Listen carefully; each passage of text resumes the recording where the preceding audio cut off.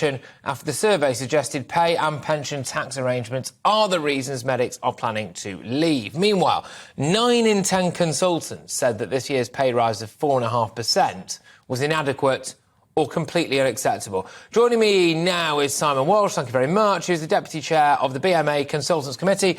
Great to have you on the show. What does a consultant earn?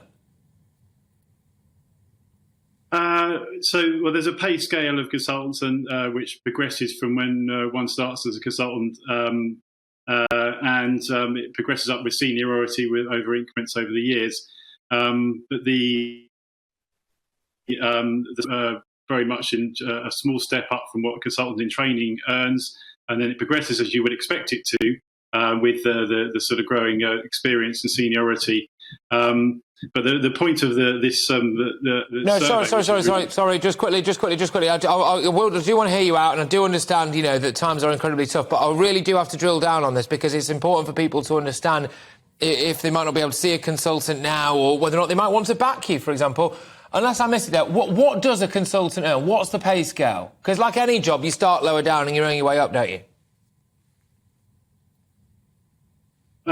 So I actually haven't got the figures in front of me, but so I think the pay scale is something which I'd have to go and check exactly. I wouldn't want to give the wrong information. Crucially, you don't think they're paid enough. Well, it's not just me that thinks they're not paid enough. It's consultants themselves. When we surveyed them, that from our 8,000 respondents, as you said, nearly half of them not only don't think they're paid enough, but they're planning to leave the NHS to reduce their work. The BMA surveyed consultants. Those consultants who had a 4.5% pay rise said that they still didn't think they were being paid enough. You are the chair of the BMA Consultants Committee, and you don't know what they're paid.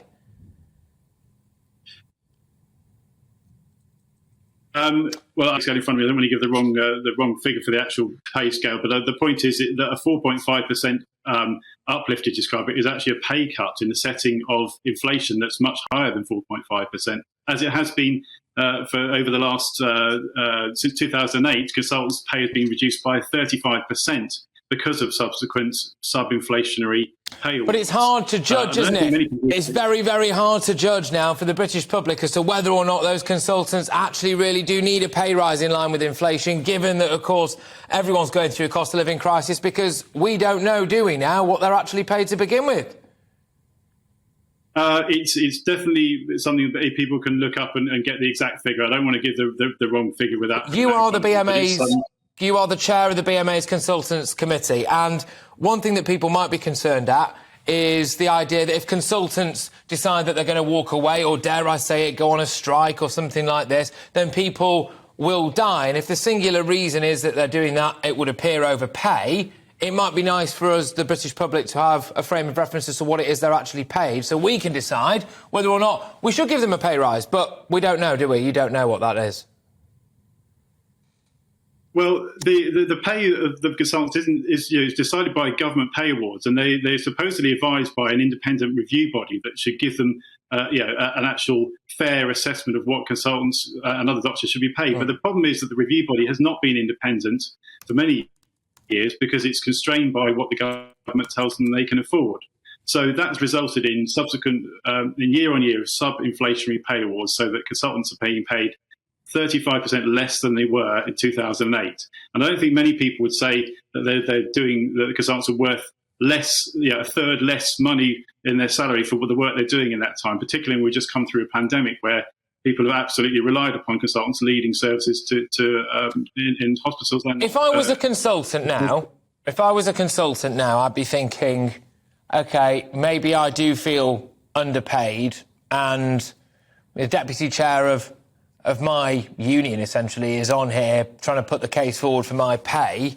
It might be nice if he knew what I was being paid. And you're saying, what is it, something like a 30% cut in line with inflation? Is that right? It's not looking very convincing to me. And I dare say when patients have got issues at the moment where, there's a massive, massive waiting list for routine treatments, etc., it's hard to see a GP at the moment. People have got catastrophic mental health problems.